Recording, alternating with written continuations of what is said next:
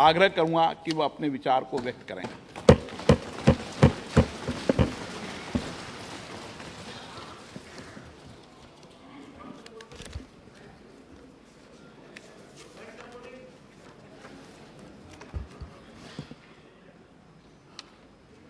माननीय अध्यक्ष जी, देश की 75 वर्षों की संसदीय यात्रा, उसका एक बार पुनः स्मरण करने के लिए और नए सदन में जाने से पहले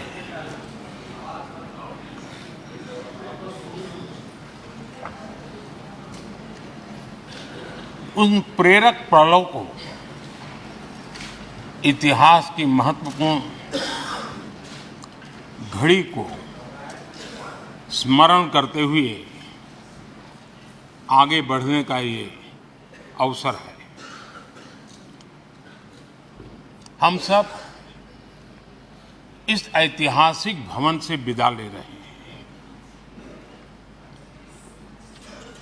आजादी के पहले ये सदन इंपीरियल लेजिस्लेटिव काउंसिल का स्थान हुआ करता था। आजादी के बाद ये संसद भवन के रूप में उसको पहचान मिली। ये सही है, इस इमारत के निर्माण करने का निर्णय विदेशी शासकों का था, लेकिन ये बात हम न कभी भूल सकते हैं और हम गर्व से कह सकते हैं कि इस भवन के निर्माण में पसीना मेरे देशवासियों का लगा था, परिश्रम मेरे देशवासियों का लगा था और पैसे भी मेरे देश के लोगों के।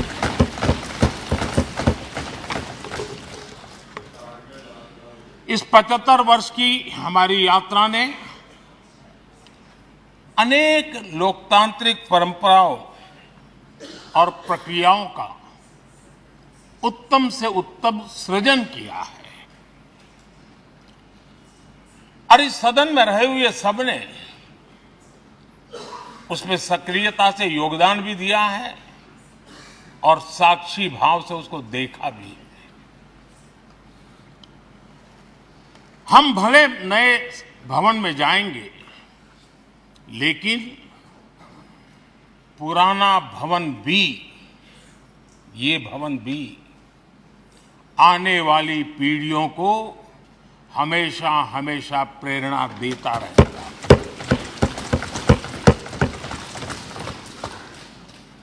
ये भारत के लोकतंत्र की स्वर्णिम यात्रा का एक महत्वपूर्ण अध्याय, जो सारी दुनिया को भारत की रगों में लोकतंत्र का सामर्थ्य कैसे है, इसका परिचित कराने का काम इस इमारत से होता रहेगा। आदरणीय अध्यक्ष जी, अमृतकाल की प्रथम प्रभा का प्रकाश राष्ट्र में एक नया विश्वास,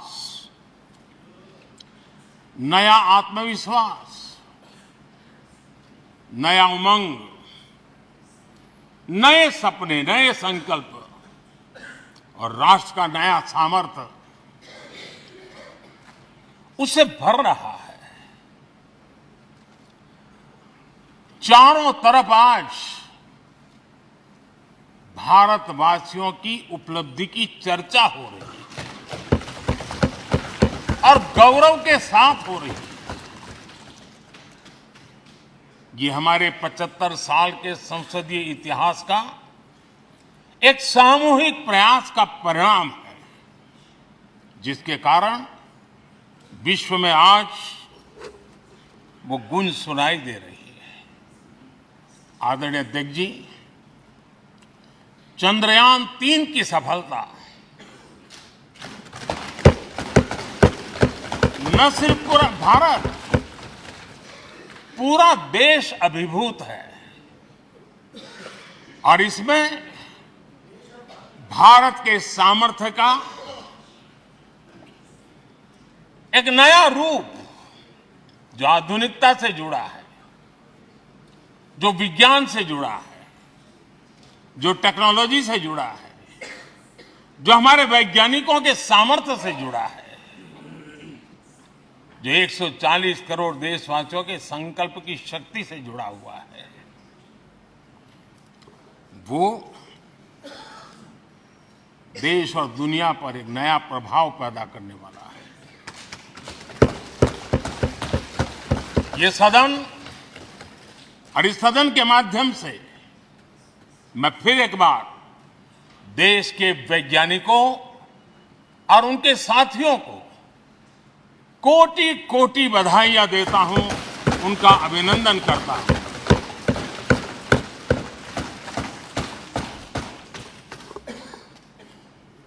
आदरणीय अध्यक्ष जी, ये सदन ने भूतकाल में जब नेम की समिट हुई थी, सर्वसम्मति से प्रस्ताव पारित करके देश के इस प्रयास को सराहा था। आज G20 की सफलता को भी आपने सर्वसम्मति से सराहा है। मैं मानता हूं देशवासियों का आपने गौरव बढ़ाया है, मैं आपका आभार व्यक्त करता हूं। G20 की सफलता 140 करोड़ देशवासियों की है। ये भारत की सफलता है, किसी व्यक्ति की सफलता नहीं है, किसी दल की सफलता नहीं है। भारत के फेडरल स्ट्रक्चर ने, भारत की विविधता ने 60 स्थानों पर 200 से अधिक समिट और उसकी मेजबानी हिंदुस्तान के अलग अलग रंग रूप में देश की अलग अलग सरकारों ने बड़े आन बान शान से की और ये प्रभाव पूरे विश्व भर के मन पर पड़ा हुआ है। ये हम सबके सेलिब्रेट करने वाला विषय है, देश के गौरवगान को बढ़ाने वाला है। और जैसा आपने उल्लेख किया, भारत इस बात के लिए गर्व करेगा, जब भारत अध्यक्ष रहा उस समय अफ्रीकन यूनियन इसका सदस्य बना। मैं उस इमोशनल पल को भूल नहीं सकता जब अफ्रीकन यूनियन की घोषणा हुई और अफ्रीकन यूनियन के प्रेसिडेंट, उन्होंने एक इंटरव्यू में कहा कि मेरे जीवन में ऐसी पल थी, शायद मैं बोलते बोलते रो पड़ूंगा। आप कल्पना कर सकते हैं कि कितनी बड़ी अपेक्षा और आशाएं पूरी करने का काम भारत के भाग्य में आया। आदरणीय अध्यक्ष जी, भारत के प्रति शक करने का एक स्वभाव कई लोगों का बना हुआ है और जब आजादी मिली तब से चल रहा है। इस बार भी यही था, कोई डिक्लेरेशन नहीं होगा, असंभव है। लेकिन ये भारत की ताकत है कि वह भी हुआ और विश्व सर्वसम्मति से एक साझा घोषणा पत्र लेकर के आगे का रोड मैप लेकर के यहां से प्रारंभ हुआ है।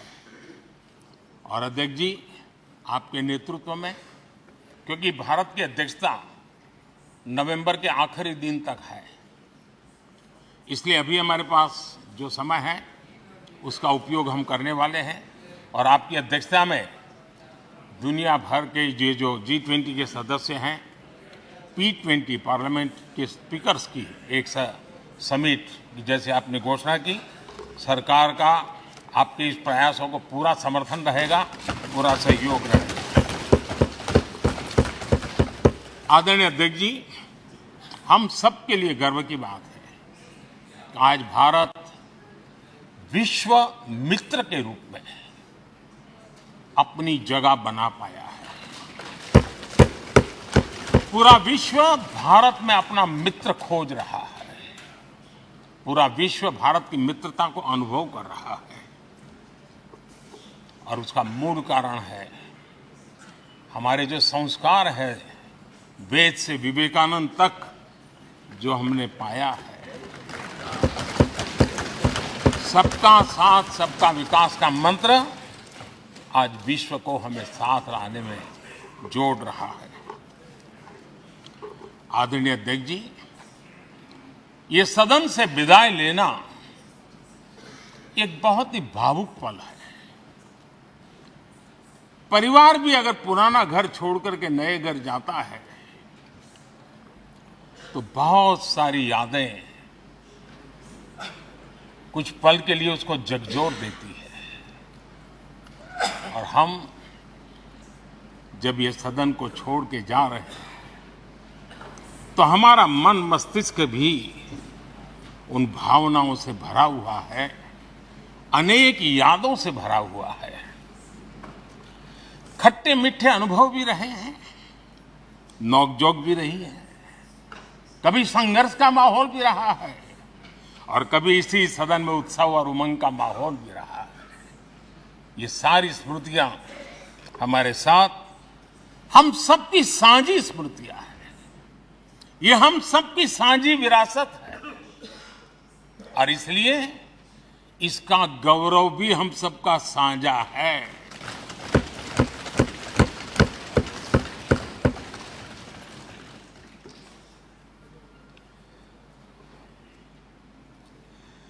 आजाद भारत के नवनिर्माण से जुड़ी हुई अनेक घटनाएं इन 75 वर्ष में यही सदन में आकार लेती हुई हमने देखी है।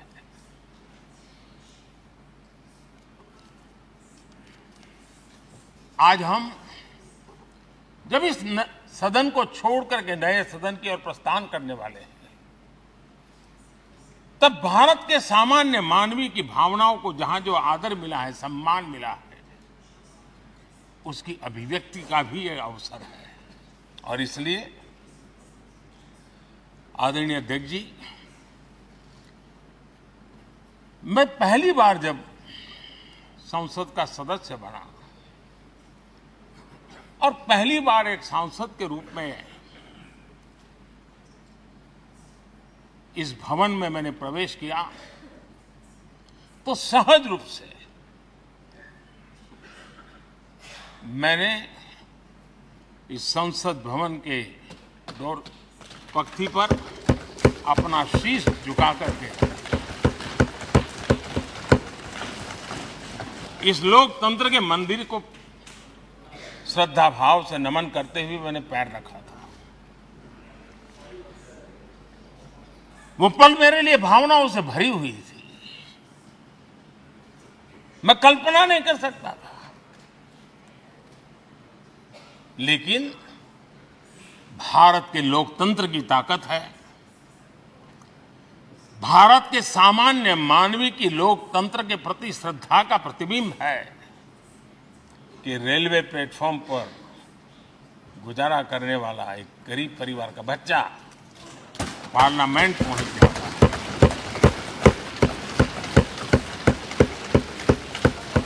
मैंने कभी कल्पना तक नहीं की कि देश मुझे इतना सम्मान देगा, इतना आशीर्वाद देगा, इतना प्यार देगा। सोचा नहीं था अध्यक्ष जी। आदरणीय अध्यक्ष जी, हम में से बहुत लोग हैं जो संसद भवन के अंदर जो चीजें